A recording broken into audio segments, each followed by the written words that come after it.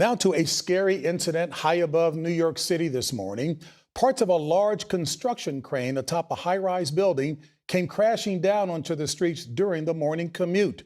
CBS's Lilia Luciano reports a dozen people, including 2 firefighters, suffered minor injuries.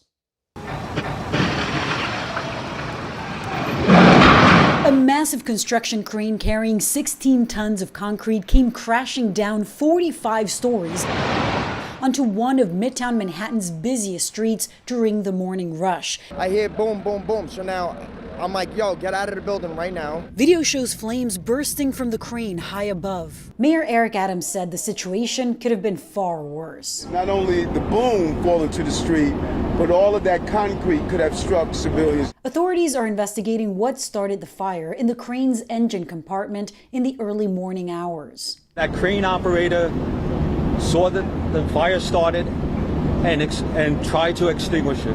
So we give a lot of credit. More than 100 people were evacuated nearby. I have no ID. I don't have keys.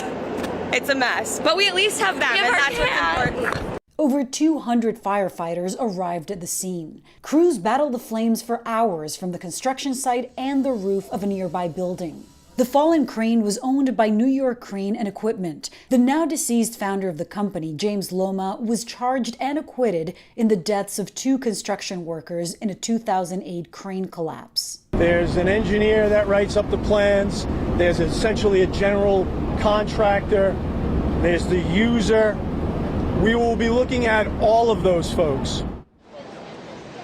It's still quite the busy and loud scene. You can still see the piece of the crane, that arm that fell behind me. But earlier today, once the fire was finally extinguished, the city did a preliminary inspection and found that both of the buildings impacted and the crane that remains standing are structurally stable, meaning they are not at risk of collapsing. But there was a stop work order for the construction site as the investigation continues.